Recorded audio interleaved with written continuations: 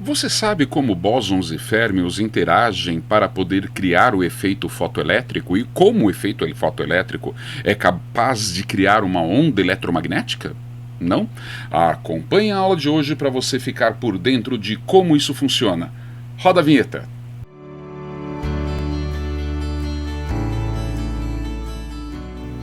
E aí, galerinha, tudo tranquilo com vocês? Eu sou o professor Wagner Sintes e estou aqui para trabalhar com você mais uma aula muito especial sobre óptica. A aula de hoje, a nossa aula número 2, ela é uma continuação da aula anterior, a respeito da óptica geométrica, é claro, mas hoje nós vamos nos aprofundar um pouco mais em como essa onda eletromagnética cria uma característica ondulatória da luz. Para isso, nós temos que entender então como uma onda se forma. Para a formação de uma onda, nós temos inicialmente ali a necessidade de haver uma interação entre campos elétricos e campos magnéticos. E eles têm que variar. Aí tu me pergunta assim, tá, sim, mas o que é um campo elétrico? Como aparece um campo elétrico? O que é um campo magnético? E como aparece um campo magnético? Para que nós possamos trabalhar isso, eu vou ali primeiro trabalhar com você rapidamente, né? Bem rapidinho, isso vai ser um tema de uma outra aula no futuro nosso, onde eu vou falar mais especificamente sobre como esses campos surgem. Mas vamos dar uma olhadinha lá então. Primeiro de tudo, como surge o campo magnético? Vamos lá?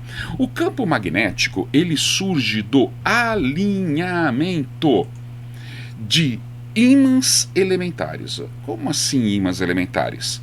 Quando a gente fala de ímã natural, nós estamos falando de alguns materiais muito especiais que possuem uma propriedade chamada ferrimagnético ou ferromagnético. As duas formas estão corretas. Esses materiais são basicamente ferro, níquel e cobalto. Então são três. Quais são os três metais que têm as características ferrimagnéticas? Ferro, níquel e cobalto. Acontece que ferro, níquel e cobalto, eles possuem ímãs elementares, como você está vendo aí na sua tela, mas eles não estão alinhados, tá? Eu preciso de alguma coisa que tenha esse alinhamento natural. Síntese, como assim? Observe aí na imagem que você tem polo sul e polo norte de várias pequenas partículas dentro do metal que não estão alinhados.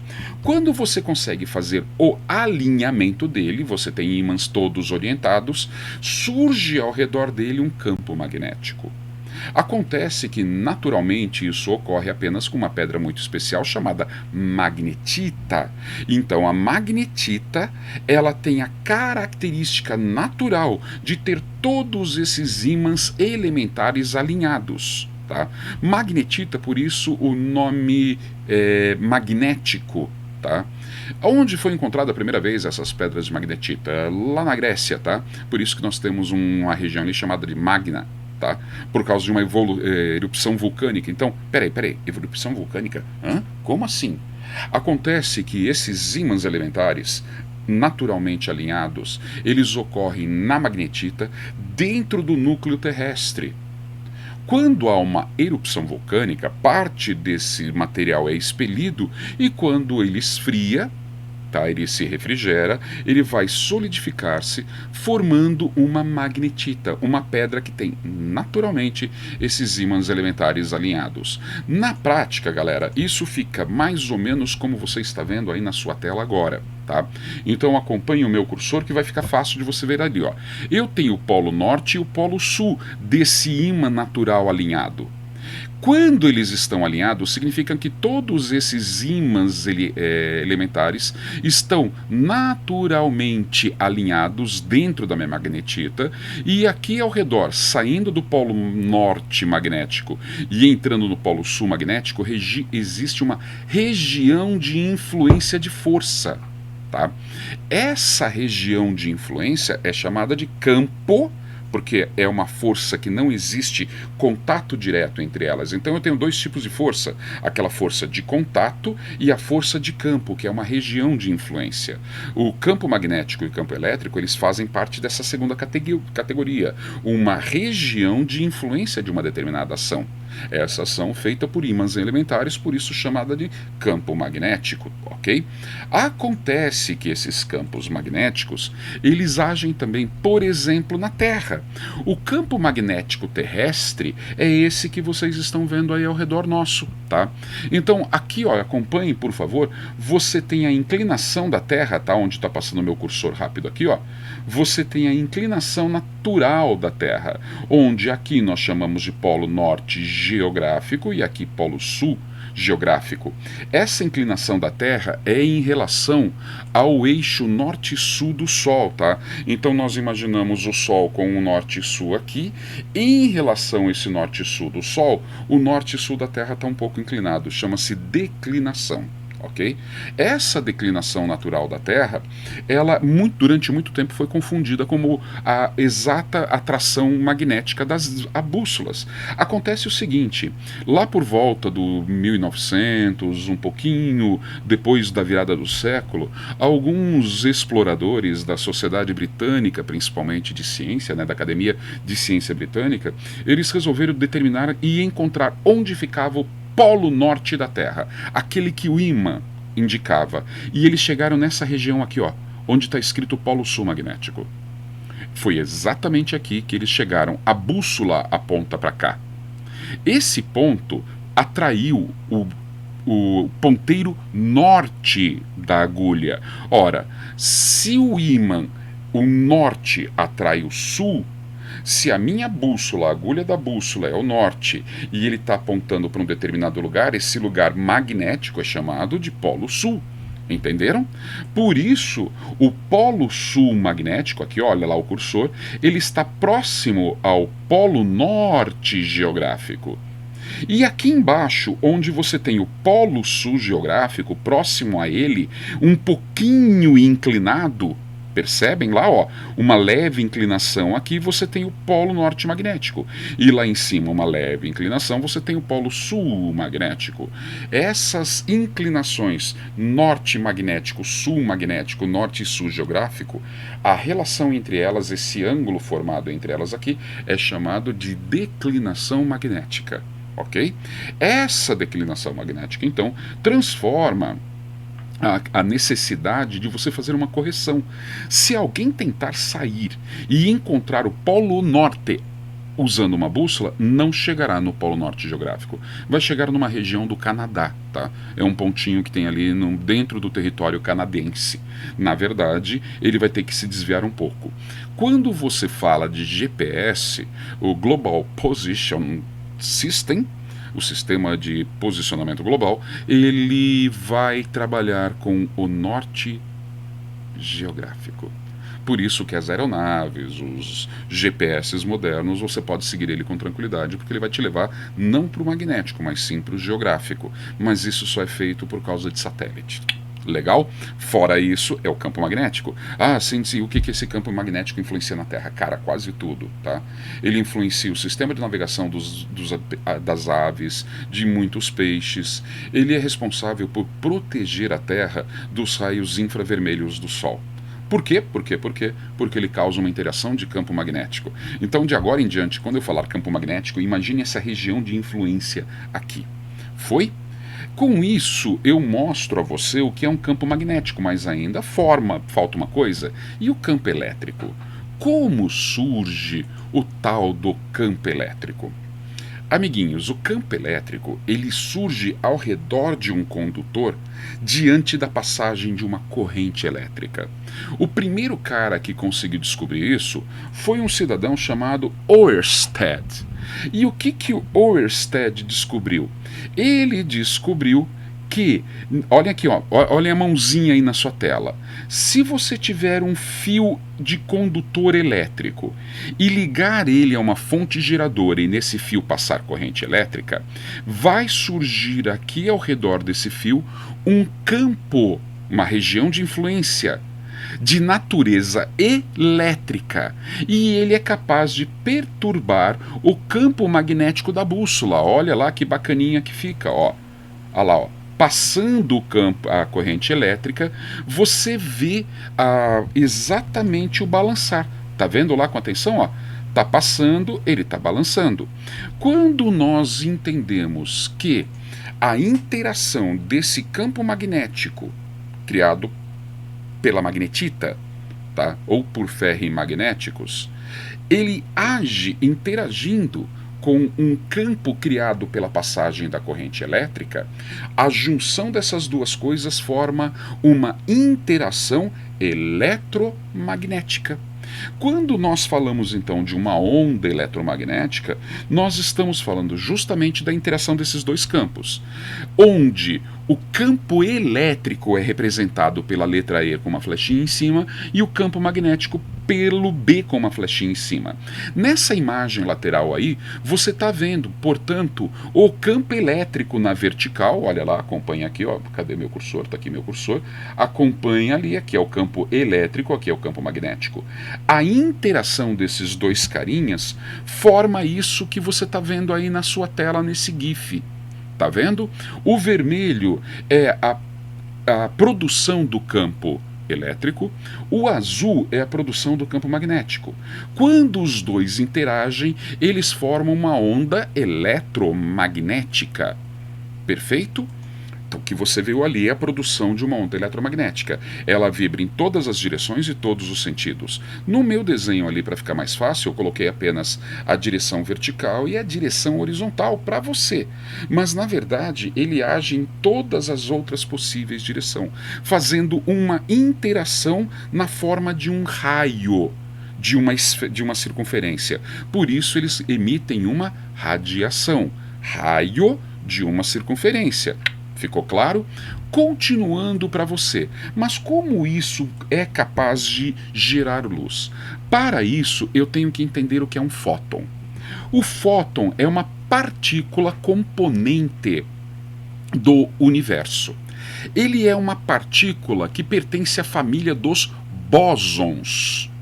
E ele existe na interação de energias fundamentais da natureza e nas suas forças fundamentais, como força elétrica, força magnética. Os bósons, eles são compostos por 4 partículas fundamentais. Essas 4 partículas, elas interagem ao redor das coisas, tá? E a sua existência, ela vai atuar ali então na força elétrica, na força nuclear forte, na força nuclear fraca e no graviton. Acontece que a existência do graviton ainda está sendo provada, tá? Ela não foi provada ainda. Do ponto de vista físico moderno, você tem essas 4 partículas sendo categoria bóson: o gluon, o graviton, o fóton e o bóson. Sim, eu tenho uma partícula chamada bóson e as 4 partículas que você está vendo aí na tela, elas compõem a família, o grupo, a categoria dos bósons. O fóton, portanto, é um bóson, é um tipo de bóson, ok? Poxa vida, síntese, mas onde ele está? Ele está dentro das forças naturais que existem no universo. Continuando mais um pouquinho aqui. Quando você pensa nesse fóton, então, você vai ter que pensar também no férmion. Poxa, síntese, mas o que é um férmion? O férmion é uma partícula que fundamenta toda a matéria que conhecemos. Os férmions é da categoria dos férmions o nêutron, que faz parte do núcleo do átomo, o próton, que também faz parte do núcleo do átomo, o elétron, que está na eletrosfera, e os famosos quarks, ok? Ah, síntese, mas o que é um quark? Bom, nesse momento eu não vou falar o que é um quark, isso vai ficar para uma próxima aula. Na aula de hoje a gente está trabalhando a formação da luz, e eu preciso que você lembre que para formar luz eu preciso de um fóton. Mas como o fóton interage na onda eletromagnética? Então vamos lá. A matéria é formada de núcleo. O núcleo do átomo, ele tem dentro dele nêutron, ele tem dentro dele o próton, e na nuvem eletrônica, ele tem as camadas eletrônicas, e nela está o elétron. É aí que eu vou me focar, ok? Então, pensando na interação entre um bóson e um férmion, O bóson de fóton, ao interagir com um férmion, que é o elétron, nós conseguimos fazer com que isso gere uma certa energia. A energia disso é determinada por E de energia igual a H vezes F. Essa energia, letra E, energia do fóton, H é uma constante de Planck, que vai determinar o valor, né, dessa energia transferida, que é de 6,63 vezes 10 a menos 34 joules, ou trabalhada em eletronvolts, e você tem F, a frequência eletromagnética por ela desenvolvida. Mas e aí, de onde está vindo o fóton? Quando esse bóson interage com um férmion, especificamente com o elétron, ele vai transferir aquela energia que Planck, né, a equação de Planck ela nos dá, ele transfere energia. E o que você vai ver é mais ou menos algo assim, ó. Olha lá, ó. Você tem uma onda produtora, um agente produtor de luz, então, por exemplo, a luz, eu estou usando ali, ela toca numa partícula metálica, ok? A luz toca numa partícula metálica. Essa partícula metálica, ela vai lá e emite, desculpem aqui, ela emite, de novo, vou soltar aqui, ó. Então você tem a luz, ela toca no metal, esse metal, ele emite fóton elétrons que tocam, por exemplo, num terminal elétrico e por isso surge a corrente elétrica. Mas de onde vêm esses fóton elétrons? Eles vieram daqui, ó, pessoal, dessa ponta. Esse material aqui, essa lâmina metálica, ela é composta de férmions, ou seja, átomos. E no átomo dessa matéria, você tem próton, núcleo, o próton, o nêutron e o elétron. A luz, ela emite uma energia que ao tocar no elétron, vem uma energia ali, toca no elétron, carrega esse elétron de energia e ele salta da camada dele para outra camada. Na hora que ele salta, ele perturba o átomo, a estrutura atômica, e na volta dele ele emitiu uma radiação. Essa radiação é na forma de fóton-elétron, efeito fotoelétrico. Tá começando a entender? Vamos continuar um pouquinho mais aqui para você ver melhor. A formação da onda eletromagnética pode ser vista bem por essa imagem. Então olha lá, ó. Aqui tem a luz vinda do Sol, por exemplo. Ela toca numa partícula metálica, uma chapa de ferro. Essa partícula, essa luz, tá, na forma de onda lambda, ela tem dentro dela uma quantidade de energia que está sendo transportada pelo fóton. Na hora que esse fóton interagem, ó, um bóson fóton interagem com um férmio elétron, ele carrega esse elétron de energia, a energia desse elétron altera a estabilidade da força nuclear forte, e esse elétron ganha energia suficiente para mudar de camada eletrônica, indo para uma camada eletrônica superior. Só que nós temos que lembrar que na natureza, uma das leis de Newton fala que tudo tende a permanecer no estado que se encontra. Lembram do princípio da inércia? Tudo tende a permanecer no estado em que se encontra, até que uma força altere esse estado. Então, a interação entre o bóson e o férmion, entre o fóton e o elétron, transfere energia. É essa força que altera o equilíbrio inerte do átomo, fazendo com que o elétron, com energia maior, pule para uma nova camada. Entretanto, nessa nova camada, ele tende a voltar ao estado que se encontrava antes. Então é uma tendência natural da matéria fazer com que esse elétron vá aos poucos se esforçando para perder a energia, para ceder a energia que ele havia recebido do fóton e voltar para a camada eletrônica a qual ele pertence naturalmente, e ali ele volta a ficar em estado de inércia. Quando isso acontece, no momento, olha lá na tua tela, quando esse elétron cede a energia recebida, ele é devolvido à camada eletrônica inicial, mas na natureza nada se cria, nada se perde, tudo apenas se transforma. Então, a energia que esse elétron liberou, ela é liberada na forma de uma onda eletromagnética. E essa onda eletromagnética é uma radiação. Por que radiação? Porque essa onda vem vibrando num campo eletromagnético, então ela tem vários eixos de vibração e todos os eixos juntos, todas as direções possíveis, formam uma circunferência, de forma que cada raio dessa circunferência é a variação de um campo elétrico e de um campo magnético. Raio, radiação. Por isso que eu tenho uma radiação eletromagnética. E nessa interação eletromagnética é que surge a luz. Então vamos lá, ó. A perturbação possui a energia, que possui a energia liberada, perdão, mas não possui a massa do elétron, porque o elétron voltou. Concordam? O elétron voltou ali. E se o elétron voltou, a matéria ficou. O que foi só foi a partícula que não contém matéria, o bóson. Só que agora esse bóson ele está vibrando na perturbação do campo eletromagnético. Por isso que ele vai ali. Esses pacotes de energia que Max Planck chamou de quantum. Então o que é um quantum? É um pequeno pacote de energia transportada dentro da onda eletromagnética. Vários desses pacotes, no plural, então, eles são chamadas de quanta de energia. Só que o homem, a partir ali do final da década de 30, 40, tá? Quando há uma separação entre a química e a física, então a física fica tomando conta de uma parte das informações naturais e a química fica tomando conta das coisas menores, né, daquilo que é o micro-universo. O surgimento dessas duas ciências e desses dois olhares nos permitiu, com o passar do tempo, ter ideia de que qualquer forma de energia, qualquer energia pode ser colocada dentro desse fóton, que vai gerar um quantum de energia.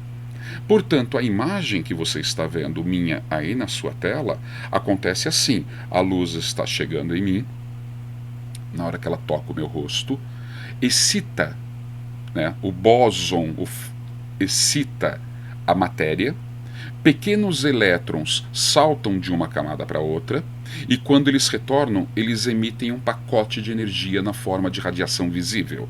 Essa radiação visível está sendo captada pela câmera minha. Dentro da câmera, ela converte esse pulso de ondas, quer dizer, o pulso, né, cada passagem de onda, em um código binário, 0 e 1. Esse código binário, ele determina a frequência das cores do meu rosto que você está vendo e dos movimentos ocupados pela minha mão dentro do espaço filmado. Essa conversão é jogada para o processador do computador. O computador, processando essa informação, ele coloca isso na forma de uma onda eletromagnética que é transferida via internet, no cabo da internet.